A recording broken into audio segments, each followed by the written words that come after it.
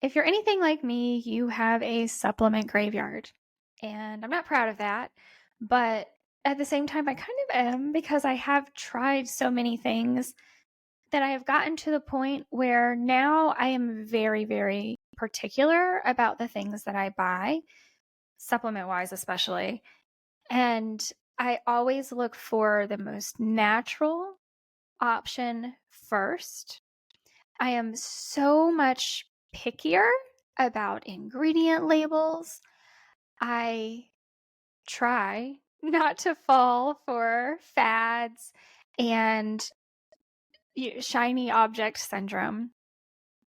And one of the things that I will never be without in my home, for me, for my dog, for my cats, is coconut oil. And this is both internal and external. You're going to hear in just a minute, I have completely removed so many items from my home and replaced them with coconut oil. And I would actually venture to say more items for me personally than for my pets, though I do find a lot of wonderful uses for coconut oil for my pets. I probably don't use it to the maximum extent of what it could be used for them, but especially in my bathroom with skincare, I have replaced so many items with this one item. And what I also want to say before I jump into today's episode is that the quality of the product and the sourcing of the product matter almost as much as the choice of product, period, like just to begin with. So when I think of coconut oil or even MCT oil, because by the way, I use both, they are a little bit different. And the guest today is going to talk a little bit about that. I use them differently, but they are similar. I think of Coco therapy. And not only do I think of Coco therapy, and I think I even said this in the interview, every year it is not just coconut oil or MCT oil, but specifically Coco therapy is on my Christmas list. And whatever I generally get for Christmas lasts me throughout the whole year because it is so versatile. A little bit goes a long way. I could not be a bigger fan of coconut oil. And in case you haven't noticed already. But I want to, this episode was actually recorded for Pet Health Junkies, but I know there's not a whole lot of overlap. I know that so many more people listen to the Pet Parenting Reset than they do Pet Health Junkies, and that's totally fine. I get it because Pet Health Junkies isn't on a schedule like the Pet Parenting Reset is, and believe me, as a podcast listener, I understand that I need routine and consistency in what I'm listening to. And so because we had these incredible guests on, I wanted to also bring them over here on the Pet Parenting Reset so that as many people can listen to them as possible. So Carissa and Carmina are the founders of a family-owned and run business called Coco Therapy, who Dr. Karen Becker actually helped them get this off of the ground. It's an incredible story. I can't wait for you to hear it. And I really want to know, please reach out to me. Instagram is kind of my home base, but wherever you are, reach out to me and let me know. Do you currently use coconut oil and what do you use it for? And if you don't currently use coconut oil, let me know if you're going to try it and what that first thing is you're going to try it for. Because for me, okay, I'm going to share a story with you that I did not share in the episode. This past Super Zoom, Sterling Davis, who is Trap King, he is a proponent for spay and neuter TNR for feral cat colonies, and he travels across the country doing this. Somebody said something to him about how soft his skin is, and he said it's because he uses coconut oil all over his body every single day, and that his skin didn't used to look like that. And that was kind of the catalyst to make me transition to pretty much all of my skincare now is just coconut oil. So funny, not funny, but interesting story to kind of start off today's episode. Please help me welcome, and of course there's going to be another intro with Pam and Janet and Carissa and Carmina on the Pet Health Junkies podcast. But here is Coco Therapy. Welcome back, pet parents, for another episode of Pet Health Junkies. And this one is so exciting. So if you are new here, the title should be self-explanatory. We are junkies for pet health. And if you're new here, my name is Jessica. I am a canine nutritionist and holistic pet health coach. I have my two co-hosts with me today, Pam Roussel, who owns Perfectly Holistic, and that's Purrr, like a purr, like a cat purr, because she specializes in energetics for cats, and Janet Cesarini, who owns an indie pet store here in Georgetown, Texas, called Pupology. So definitely check those out. We have some really, really fun guests for you today. We have Carissa and Carmina from Coco Therapy. Thank you so much for being here today. I just want to start out before we run into all of the questions. I want you ladies to kind of introduce yourself a little bit, and because I know this is a family business, and for me that's important. Trust, transparency, small business. If we can call it a women-owned, I don't know the logistics of it, but I also really love small women-owned businesses. We can talk about all of that. I just wanted to start out by saying that I am such a fan of coconut oil, and I use it like I have jars of Coco Therapy around my house because I use it for everything. I use it. I don't use moisturizer or face cream or lotion. I use coconut oil all over my body when I get out of the shower every night. I do it. I use it for oil pulling in my mouth. I use it on my dogs, on my cats. I'm putting some coconut oil in my dog's food tonight because she's having a little tummy constipation issue. So it's one of my favorite things. I can't have enough of it. It's on my Christmas wish list every year, specifically Coco Therapy. So thank you guys so much for being here. I know Pam and Janet probably want to welcome you as well. Yes, we're so excited to reconnect with you guys. It's been a long time, like Super Zoo, since I've seen you. Yeah, it's been a while. Yeah. Yep. But the years are like dog years in the pet industry, I think. Correct.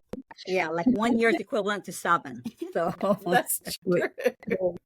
Yeah. I'm excited to get to talk to you guys and not have to wait for Super Zoo. And our listeners, they don't know what a treat that they are in for, getting to listen to your expertise, because there's a lot of information on, the interwebs, and there's always two sides to a story and not everybody agrees. And so I'm hoping that today we can, really get your expert in opinion and input and clear up some questions that I bet our listeners have. we're happy to be here. Thanks for having us. Thank Absolutely. you. So Thanks for being here.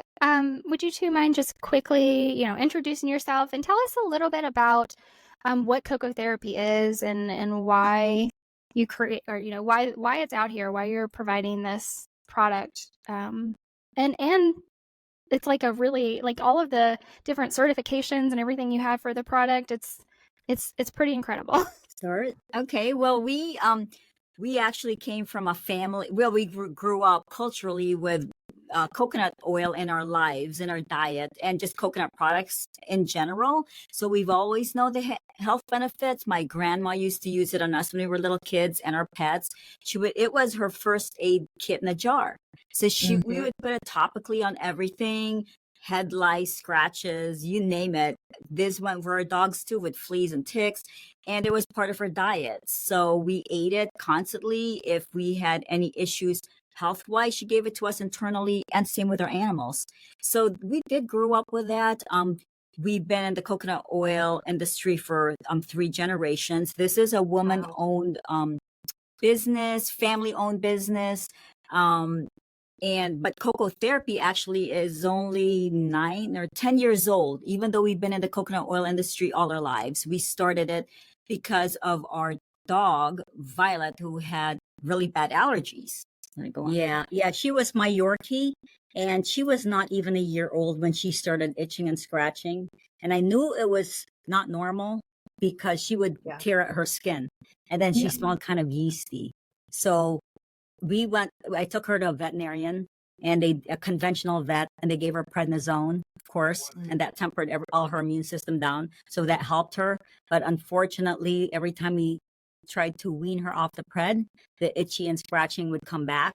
So I was heartbroken because her hair was a mess. She was supposed to be my beautiful long-haired Yorkie. And I thought, this dog is a year old and she can't be on prednisone the rest of her life.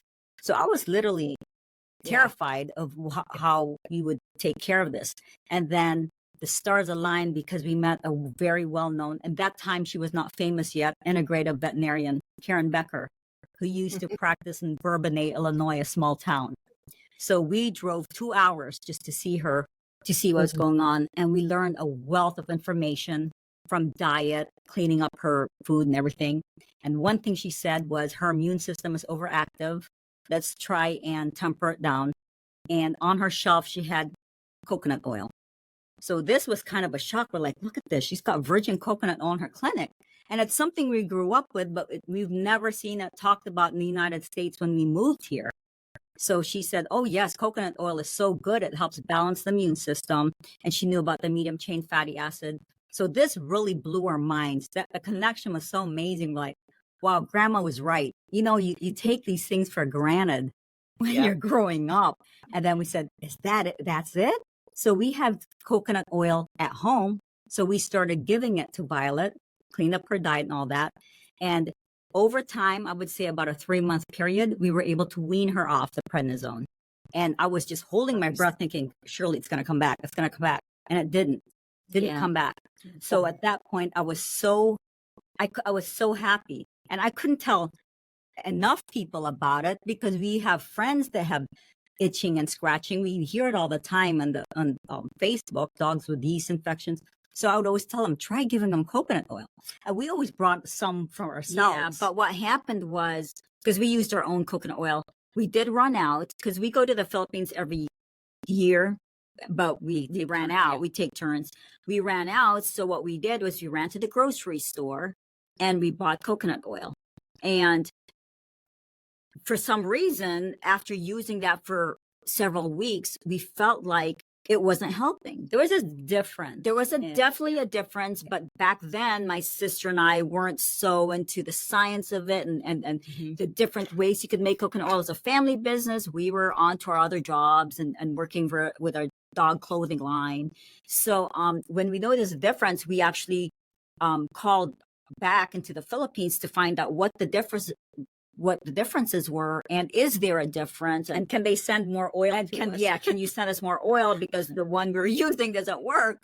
Well, we found it. So that was the journey of opening our eyes and learning how we actually made our coconut oil, how it was different, and how the different levels of medium chain fatty acids occurred in different types of oils depending on how it's processed. And that just opened our eyes to the point where even Dr. Becker started carrying our oil because she thought it was such a huge difference. And she told us, this is just amazing what you guys have. And that's kind of how Coco Therapy was born. So the Coco Therapy brand. So that's how we got started. Yeah. Nice. That's a neat origin story. So when you talked about, you changed the food and you started adding the coconut oil, and, you ended up going back to your grandmother in the Philippines and asking about the difference. Because that's a question that we get often, very often, probably every time we talk about coconut oil in the store. It's like, well, what is the difference in what you carry versus what I can go buy at the local grocery store? And, in our work, all of us, we're very, very concerned with sourcing. We're very concerned with manufacturing processes. That's for any product that we're recommending. So could you talk about your sourcing and manufacturing and what things our listeners should be listening for and looking for when they are wanting to incorporate coconut oil? Right. So we source the coconut oil directly from our farms in the Philippines. And if you notice, our oil is not only certified organic, it's non-GMO verified. It's very strict. Yes. We trace our coconuts directly to the farm, to the lot, to the tree where it comes from. So we're very Nice. picky. So our coconuts are grown in volcanic regions, not like sandy beaches. So soil makes a huge difference. Temperature makes a huge difference. I think people know this in terms, like for apples, for example, apples grown in Washington state are very different from other places. So, Yes. and it also depends on how long they've been on the tree, when they're picked, is it ripe, is it picked too early? So it makes that difference. So for our coconuts, we pick their tree ripened for a year. So they're not Wow. picked before then. And once they are picked, we open and process them with less than 24 hours when you do that. Whereas other farms, to save money, they can scrape the coconut inside and they dry it. They actually dry it. And when they're ready to make oil, they reconstitute it with water. And then that's So what yours they has press. moisture in it naturally. Is that what you're saying? Yes. Just It's called wet milled. So what happens Wet is you milled. grate the coconut, right? So you have coconut that's wet. We don't dehydrate it at all because we don't want to rehydrate it with water because that kind of dilutes the coconut. So wet milled, so the coconut is wet when we actually press it. So when you press a coconut, what comes out is milk. Coconut milk. Wow. Not the water. When you open a coconut and you pour that liquid out, that's coconut water. So you just drink that out. You can drink that. But the coconut milk, you can drink that too. But you press that, and then what happens is a lot of people will boil it to separate the oil from the milk. But that means it's heated. So we don't do that. So we let it naturally separate in a cold room, and then we get the oil off, skim it off and the then you top. skim it off the top. That's how we process it. That's why the oil that we make is, you don't get as much as you would if you boiled it. Then the difference too is they expel or press their dried coconut meat. Their coconut meat that's dried and rehydrated, they use expeller pressing, so that generates heat as well, about 250 degrees. So that's additional. Technically, heat. it's not really cold. It's not cold pressed technically, but So that's why we see cold pressed on your bottles. It really, yes, product. it is. It is. And so that's a difference. But unfortunately, the term cold pressed isn't regulated by the USDA here in the US or any place. So anyone can really put cold press on the label, but that is very deceiving. Another term that's not regulated is virgin, the term virgin. So our coconut oil is virgin, meaning it's unrefined. That's the definition of virgin coconut oil. That means we don't use bleach or hexanes or any chemicals Or to solvents. to remove the oil, which is a lot of companies do. They're partially refined because you get more oil that way. But what people don't know is for partially refined oils, you can still put the term virgin on the bottle because that's not regulated either. And in fact, some companies go even further and put extra virgin on their coconut oil, which means absolutely nothing. And the coconut oil, the term extra virgin in the olive oil industry means something. That means first press, because you can press olives multiple times. So the first press means virgin in olive oil, but in coconuts, it means nothing. So that's, again, another marketing ploy When they say extra. yeah, which is really, really deceiving. So all those differences in manufacturing and the way we harvest it and the way it's not dry, that makes a huge difference in the levels of fatty acids that you get in coconut oil. So basically, there's really three types of coconut oil. There's cosmetic grade coconut oil, which is highly refined. So a lot of this, they use refined oil. They use it in shampoos and conditioners, lotion, and soap. Then you have what we consider a food grade coconut oil, which can be partially refined. It doesn't have to be 100% refined, but it is partially refined. They're not concerned about the levels of lauric, caprylic, and capric acid. So these are the oils that you can use to cook with. a lot of this cooking oil sometimes barely has any smell of coconut. So the levels of lauric acid, the medium chain fatty acids are a lot lower in the cooking grade oils that you would find in a grocery store. That's probably what your customers are asking about. Now, for our oil, the way we make it, it's the way it's made. It has higher levels of lauric acid, caprylic, and capric acid, which is the medium chain acids that we want, and that's why it's so highly effective. In fact, in our bottles, I wish we had one here. In the front label, it says high lauric acid on it, and you can't necessarily put that on a label with the FDA unless you test for it, and it's written on the label the percentages of the lauric, caprylic, and capric acid. So you could actually pick up our bottle of coconut oil and point those things in the label out and tell them to go to the grocery store and look for the levels of fatty acids, which they won't find because they don't need to test for it. So that's such good information. Yeah. Thank you. Yeah. Thank you. That's awesome. And it's these fatty acids that are so beneficial. Yeah. Because, so I was not too long ago talking to someone about saturated fats and how, here in the US around the 70s, the government started demonizing saturated fats and the food industry started and just as one side effect of that has been just since then, we've seen such a huge increase in Alzheimer's specifically, in cognitive disorders in humans when we have reduced significantly the saturated fats that we have in our diets. And so that also affects our pets, obviously, but I think that's kind of a good starting point to talk about the benefits of these fatty acids in the coconut oil, both internally and externally. Yeah. You're right. Coconut oil is a saturated fat, and unfortunately, everybody, if you Google fats, everybody's afraid of saturated fats.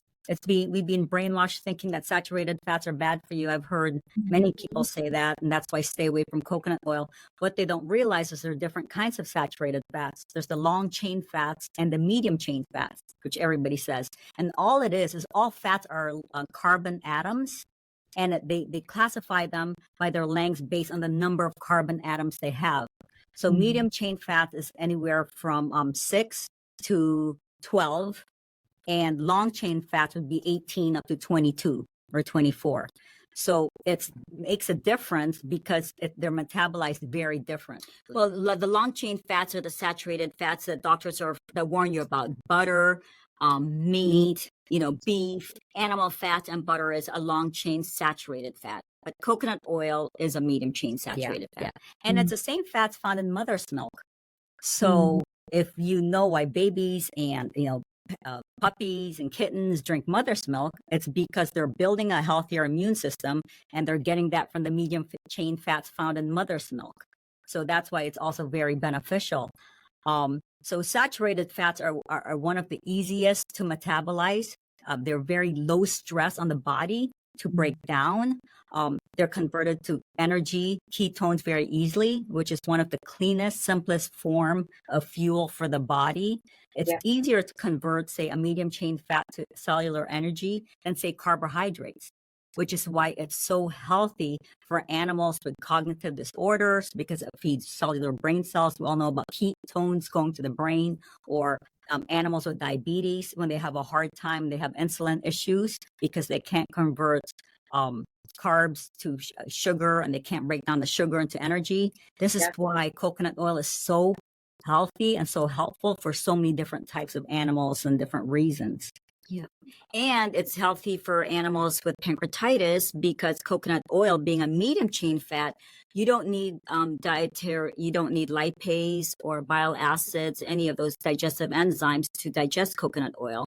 There's no chylomicron activity where it transports the fat into your bloodstream and it gets into your arteries. None of that happens. What happens is, as soon as you consume coconut oil, the medium chain fats gets transported directly to your liver through a portal vein, and in your liver it gets metabolized and converted to ketones, and that's what actually fuels the cells in your body. So it totally bypasses all the need for pancreatic enzymes or bile acids, which is why animals with pancreatitis can actually have coconut oil. Nice. Yeah.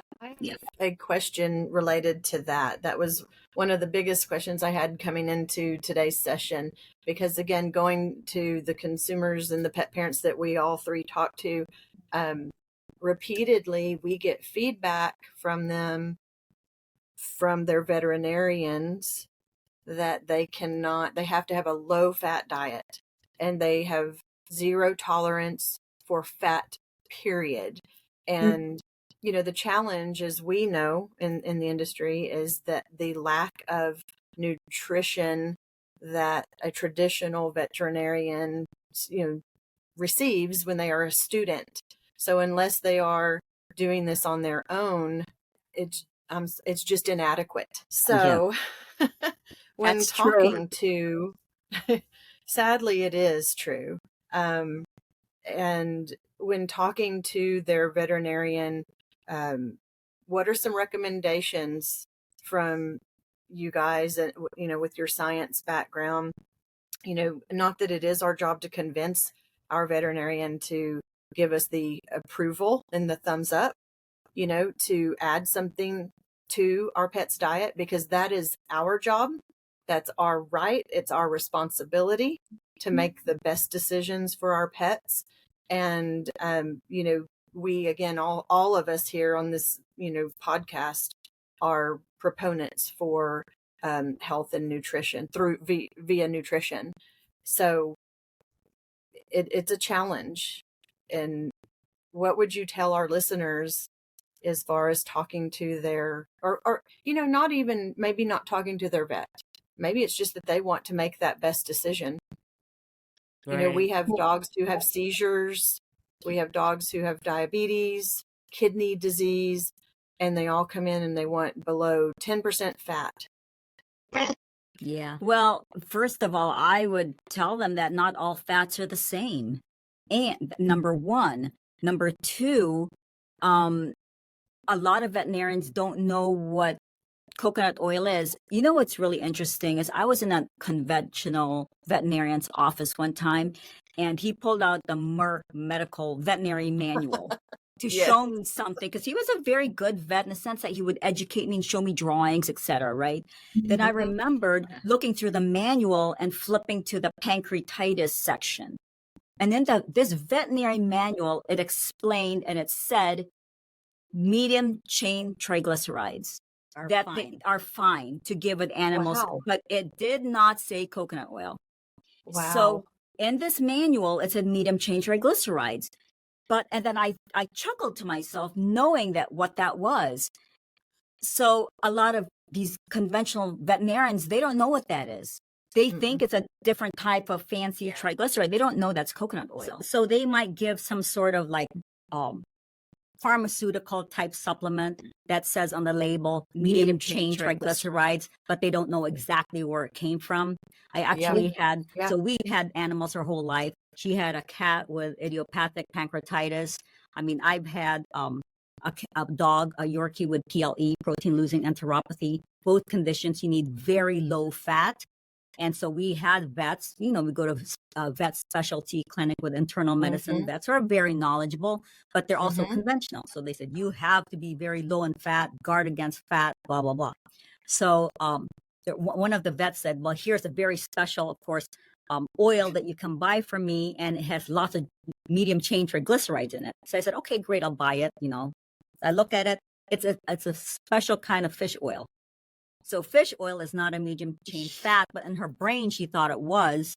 And it was just a very expensive, prescription fish oil that I got. And I mean, it was okay. But So it just showed me that they did not understand what a medium chain fat was. So for all our animals that had these issues, well, pancreatitis that your cat had and my kidney issues, we continued to give coconut oil and they thrived on it.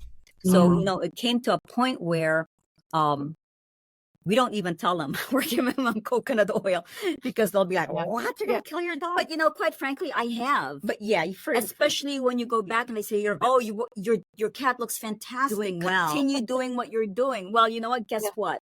I've been giving them, coconut oil and they're like, what? Yeah, but by then they're willing to listen. And if you tell them that they are medium chain triglycerides, as it says on their manual, then I think they're a little bit more open to it.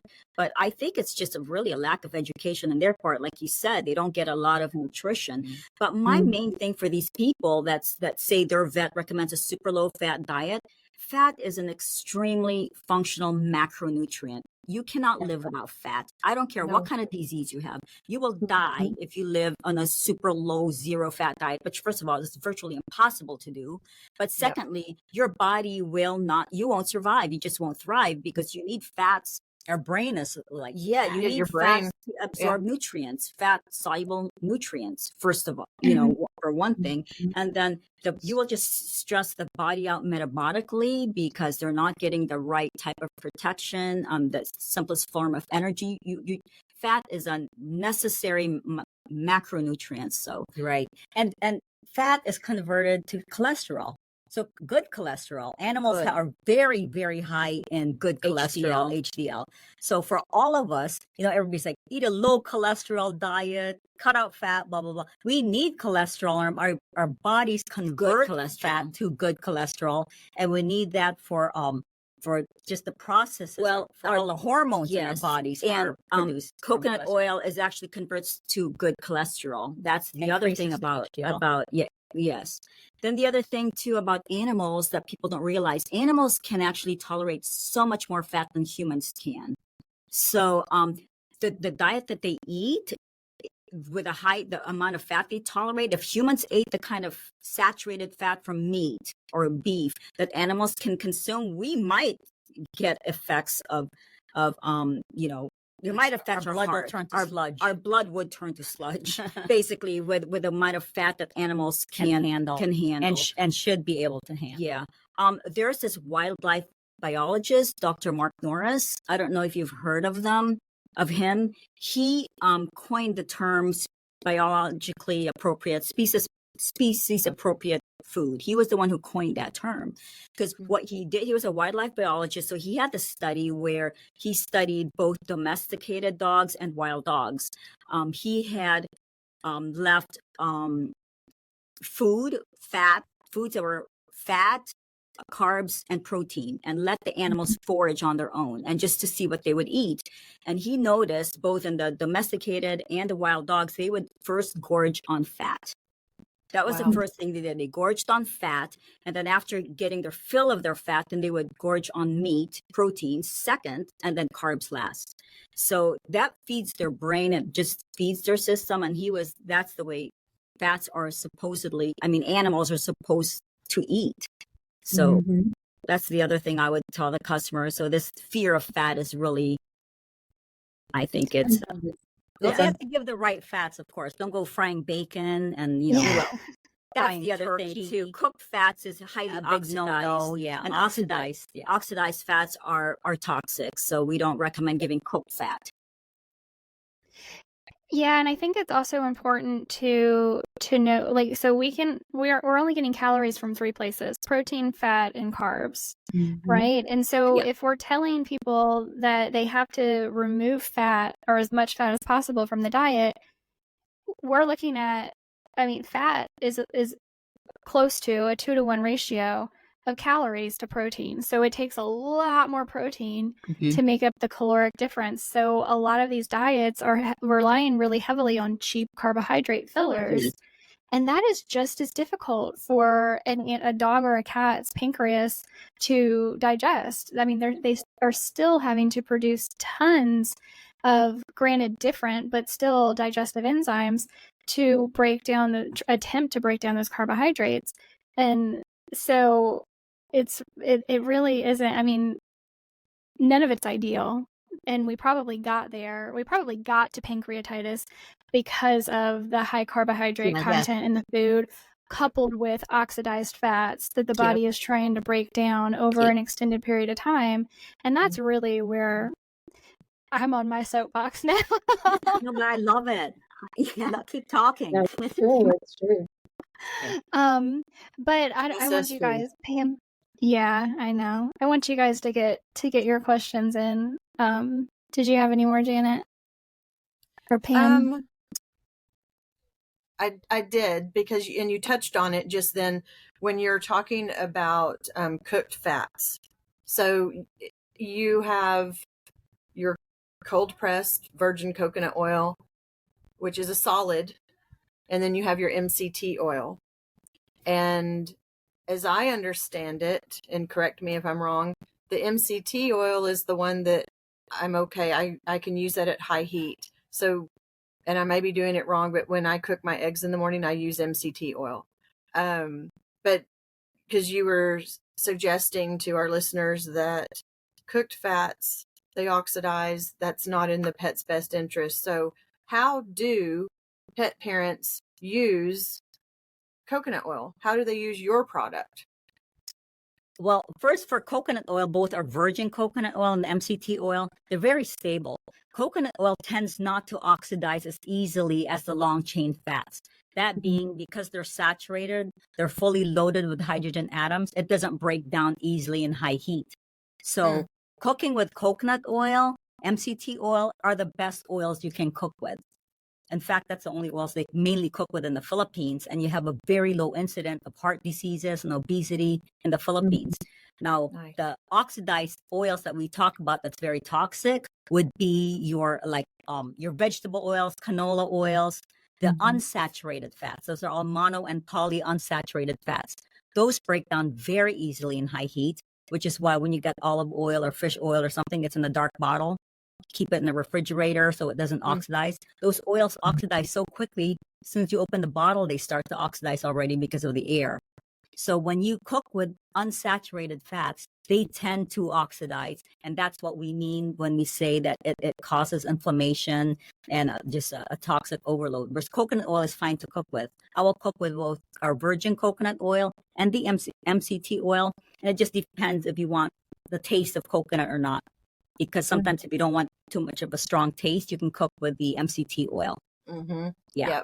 And the main differences, the main differences between the two oils is just the amount of medium chain fats there are in each of the oil. It differs there. And you're in the solid versus the liquid. Correct. You mean? Correct. Yeah, the virgin coconut oil is solid. In the Philippines, though, virgin coconut oil is liquid because of the temperatures. So I would imagine in Texas or Florida, if your temperature is 76 degrees and higher, it could be liquid on your table. Air-conditioned room. Yeah. It does. And it's fine. If it gets the temperature here in the store gets 78 degrees, everything is liquid. Yeah. That's the way they see it there in the Philippines. They hardly see a solid white coconut oil over there because it's always warm. And there's nothing wrong with it being liquid either. I mean, every medium chain fat solidifies and melts. They have different solidifying and melting points. So lauric acid, because virgin coconut oil has the highest amount of lauric acid, it actually stays solid longer. Whereas with the MCT oil, it has the smaller amount of lauric acid, so it stays liquid and longer. It's fascinating. So this will probably run into Pam's question, at least the one I know she has.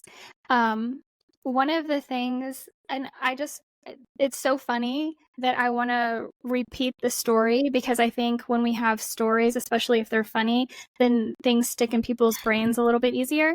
I was listening to a Mel Robbins podcast not too long ago, and she was talking about she went on a hike with some friends and they gave her MCT oil at the beginning of the hike for fuel. And she had never taken MCT oil before. And she took the same dose as everybody else who had been taking it forever and ever and ever. And she said it was the most embarrassing thing ever in the world because she definitely could not contain herself any longer. So, like starting small and easing up to it. I know I put MCT oil in my hot tea, so I'm glad to hear that it's heat resist. It's fairly heat resistant because that's how I use it. But I think that kind of brings up the point of how to introduce MCT and coconut oils. Was that do you want to ask your question, Pam, so I don't ask it for you? No, it's fine. I was just going to ask your opinion for our listeners is how would you recommend introducing it to both cats and dogs? And is there a better way than others for them to be taking it? What's your opinion? Well, definitely start slow. So for the virgin coconut oil, which is a mix of all the different fatty acids, we will say 1 teaspoon per 10 pound. But by all means, you can do half a teaspoon per 10 pound or a fourth of a teaspoon. So you start less. And with the MCT oil, we will say 1/2 teaspoon per 10 pounds versus the 1 teaspoon per 10 pounds. And every animal is different. I had 2 Yorkies and they both they needed different doses. They weighed exactly the same. It's just that one dog, if I gave her a little bit more, her coat would start to get a little oilier. Whereas the other one looked gorgeous the more oil I gave her. So very shiny. So every dog is just different for some reason, the way they do that. So we say start small. It's not a drug, it's a food. And then give it to maximum oral tolerance.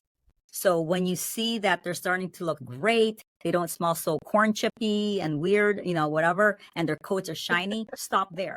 You don't have to keep going to the 1 teaspoon if your dog's doing great at half a teaspoon. Yeah. So That's it's good just advice. the way it is for everybody. I have a story about Eli, who is my Chiweenie, and he has a very short double coat, and he's the apple of his daddy's eye, and he gets flaky on his little bum. And the first time that happened, I thought, okay, well, what causes flaky skin? And I examined what we were feeding at the time. And at the time, we were partial kibble feeders. We did partial gently cooked with kibble, dry food. And I knew about coconut oil from you ladies at Super Zoo. And I started to add it to his food, and they love to eat it off the spoon. Oh my gosh, all my dogs love coconut oil. And it was a matter of days, and I fed it until the flakes were gone. And his coat did exactly what you said about your babies. It turned so silky and shiny, and he has a beautiful black coat. But he'll do that now and again. And when he does that, it tells me something is off. So to our listeners, if you're tuning in, rewind. If you're just now tuning in, if you've got like you said, the Frito feet, the Frito smell, the ears, or flaky skin or a dull coat, it could be a lack of omegas.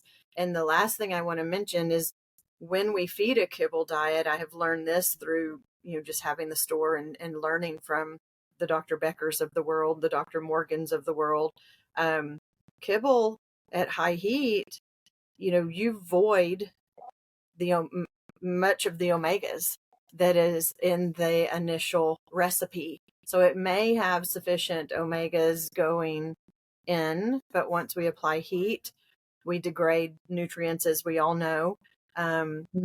And that's why we have the vitamin packs that are added to so many of the dry foods on the market, and even canned foods, even some raw foods. But, going back to skin and coat, I have seen with my own eyes numerous times how coconut oil can make for a beautiful, healthy, non-yeasty coat. Well, and even my cats who are not typically thought of as yeasty animals, my cats love licking the coconut oil off of my hands too. Do you have any other questions specific to cats, Pam? No, that was really it. I just wanted people to understand how they could introduce it. And, I just remember a story that Rodney Habib shared when he was getting his dog introduced to coconut oil, and he gave her too much, and he had what's called disaster pants. So we don't want to have like major, accidents all over your floor and your sofas and everything. So start small, please. Yeah. Very small. And you ladies have the little coconut chips that I think you kind of maybe market a little bit more towards cats as well too. Is that? Cats do very well with the virgin coconut oil. I know my cats. I have one cat that just it's really weird. His ears get really funky for absolutely no reason.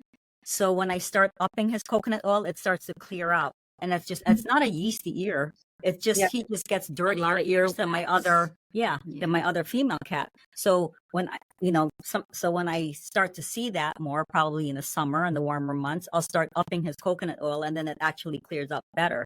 So cats can do very well with both coconut oil and MCT oil, but the coconut chips is great for anyone who's afraid of coconut oil, first of all, and fiber. Because we all need fiber for laxity and just digestive health, and fiber converts to short chain fatty acid. It's a substrate that our beneficial gut bacteria feeds on. So fiber is wonderful. Coconut oil, coconut chips is great because it's a soluble and insoluble fiber. It's a blend. It's not just one or the other. With pumpkin, it's just soluble, primarily. Coconut chips is a blend of both. And so they react differently. One will ferment better, and soluble fiber ferments better. So it acts as a substrate for the gut bacteria. That's why it's so healthy for dogs with GI issues, IBD, colitis, just constipation, or even chronic diarrhea. So we love the coconut chips, the hairballs for cats too. We have a hairball product. So we love it because our coconut chips is different. Yeah. Oh, and anal glands. Oh, anal glands, exactly. Give more when you start to see your dog kind of scooting. Yep. And our coconut chips is different in that it contains some coconut oil in it. It's not fully defatted. So it's very different from the coconut, desiccated coconut you get in the baking aisle. That's very different. Yeah. Okay. And no sugar. And I know, and I know you have some collaborations as well. You have a collaboration for some CBD treats with CBD Dog Health that are out there, and I know you've made some Coco toys for the Two Crazy Cat Ladies. So there's a lot going on that you guys have in your big product line and everything you're doing. Can you is there anything else, any like parting words that you would like to tell our listeners about coconut oil specifically, or anything you guys have going on, and then where people can find you? Okay, well, for our parting words is, I think people who are afraid of it or have heard negative things about it, and there's a lot of misinformation and misconceptions about coconut oil, I just tell them to do the research and find out where the studies are coming from. On our website, there is actually, you can download a study and a book that has all the scientific studies categorized by category. So for brain health, for heart health, for digestive health.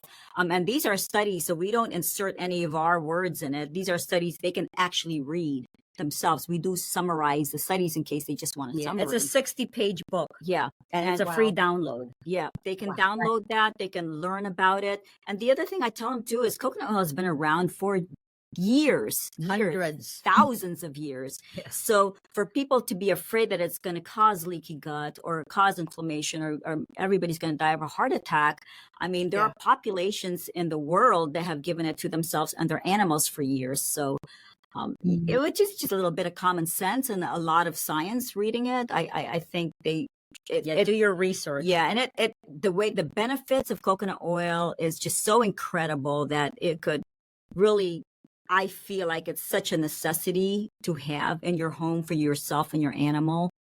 And it's so versatile too. It can be applied topically or taken internally. So it's just like my grandma said, first aid kit in a jar. We used to think she was nuts, but and you don't have to be sick or have some condition to take coconut oil. I will take it every day. Before I go to the gym, I take a tablespoon of our MCT oil. We're very used to fat, so I can take a lot. Plus, just remember, MCT oil, they're made very differently too. There's MCT oils out there, if you notice, has no smell, no taste.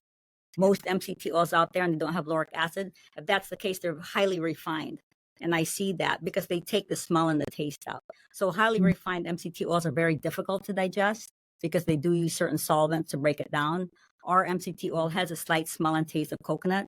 So I can take a lot of it. And we get a lot of people who actually take a lot of our MCT oil. Of course, build up to it like anything else. But it's so, yeah, don't be afraid of it and use it when you're healthy. Don't wait to become sick to start using coconut oil. That's what I tell people because they'll say, well, my dog doesn't have pancreatitis, so I don't have to give it coconut oil. Well, don't wait for it to get pancreatitis to give it coconut oil. You know what I mean? Because it's like, it's one of the healthiest, most nourishing fats you can give that actually takes care of your immune system. It takes care of your cellular health. It takes care of your brain. So that's what I always tell people. And y'all's is human grade. So you can. Oh, yes. Yeah. Ingest it, eat it, use it topically just along with your pets. Yes, exactly. You can share it with your animals. Yeah, exactly. Yeah. That's Love it. fabulous. Those are my favorite products, the ones that I can use and my cats and my dogs can all use. Those are my favorites.